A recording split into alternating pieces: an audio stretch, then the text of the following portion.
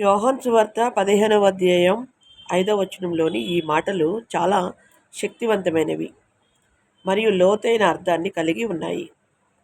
దేవునికి మనిషికి మధ్య ఉండాల్సిన సంబంధాన్ని ఒక ద్రాక్షావల్లి అంటే వైన్ మరియు తీగలు అంటే బ్రాంచెస్ ఉదాహరణతో యేసుక్రీస్తు ఇక్కడ చాలా స్పష్టంగా వివరించారు.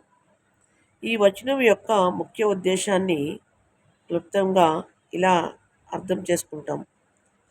ఒకటి, విడదీయలేని బంధం.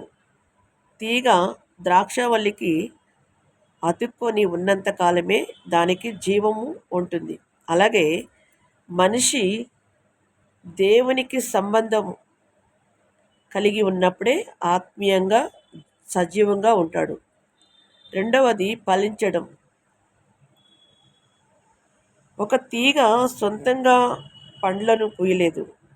అది చెట్టు నుండి వచ్చే సారాన్ని తీసుకున్నప్పుడే ఫలించగలదు.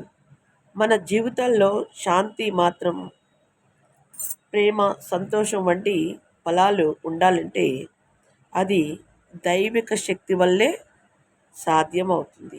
మూడవదిగా, సంపూర్ణ ఆధారితత్వం. నాకు వేరుగా ఉండి మీరేమీ చేయలేరు. ఈ మాటలు మనలోని గర్వాన్ని తొలగించి వినయాన్ని గుర్తు చేస్తుంది. మనకు ఉన్న సామర్థ్యం, తెలివితేటలు అన్నీ ఆయన ప్రసాదించినవే అని అది నొక్కి చెప్తుంది. ముఖ్యంగా ఆధారం. ద్రాక్షవల్లి అంటే యేసు, పాత్రలు అంటే తీగలు మనం.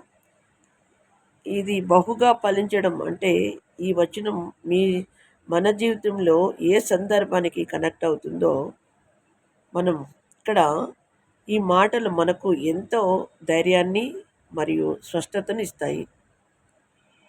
ముఖ్యంగా జీవితంలో మనం ఒంటరిగా పోరాడుతున్నామని అనిపించినప్పుడు, లేదా ఏదైనా సాధించడానికి మన శక్తి సరిపోవడం లేదని అనిపించినప్పుడు, నేను ద్రాక్షవల్లిని, మీరు తీగలు అనే ఈ పోలిక మనకు ఒక పెద్ద ఉపశమనం. మన బాధ్యత కేవలం ఆయనతో అతుక్కుని ఉండటమే, ఆయనపై నమ్మకం ఉంచడం. మిగిలినది ఆయనే చూసుకుంటాడనే భరోసా ఇక్కడ కనిపిస్తుంది.